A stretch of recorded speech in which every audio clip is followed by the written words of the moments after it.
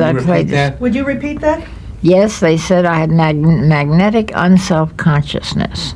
They did. She was once one of Hollywood's most adored faces, the golden girl of the silent era, whose grace and beauty captivated audiences everywhere. But behind that dazzling smile, Anita Page carried a secret that would shock even those closest to her. She utterly despised Joan Crawford. To the public, both women seemed destined for greatness, but behind the glamorous lights, jealousy, betrayal, and manipulation simmered beneath the surface.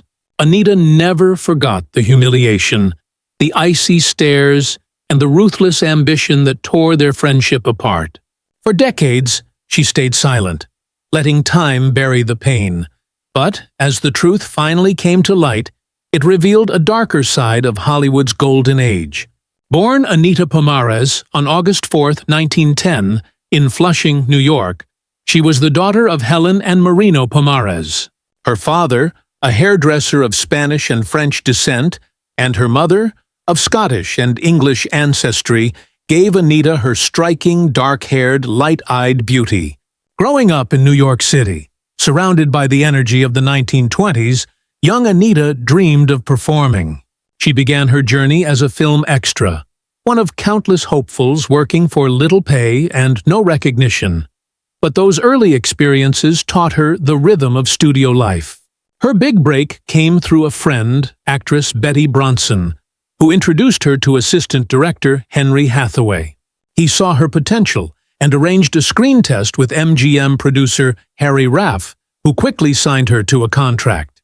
The studio reinvented her name to Anita Page, a name soon to sparkle on theater marquees nationwide.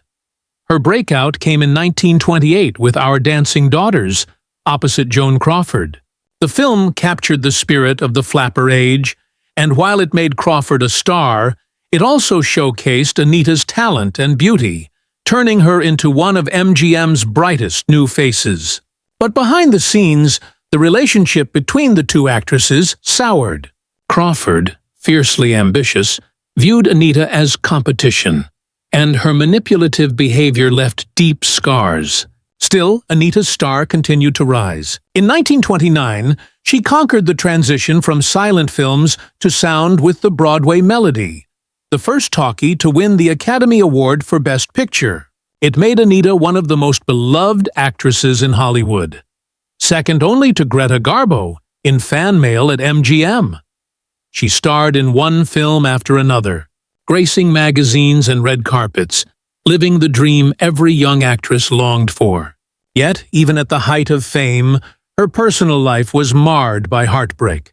Her fiancé, actor Zeb Pitts, died suddenly in 1929, leaving her devastated. Rumors of a romance with her frequent co-star Ramon Navarro filled gossip columns.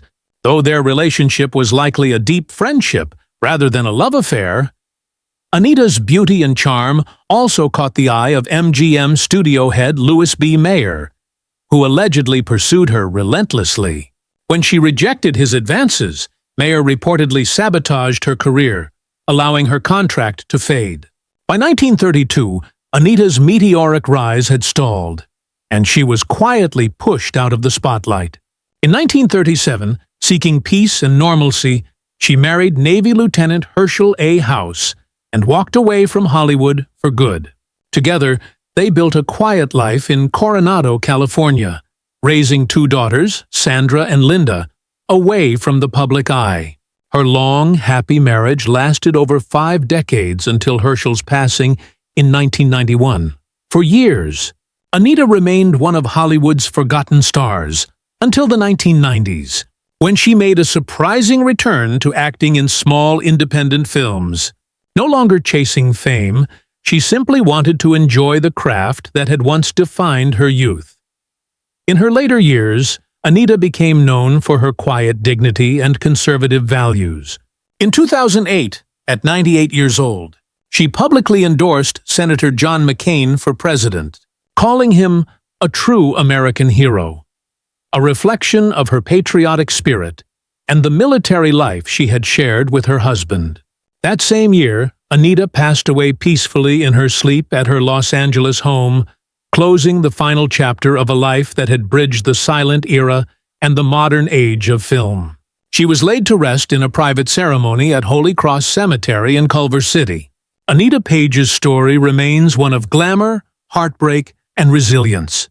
She rose to fame during Hollywood's most dazzling decade, walked away from it all for love and family, and found her way back to the screen on her own terms. More than just a forgotten flapper, Anita Page was a symbol of integrity in an industry built on illusion.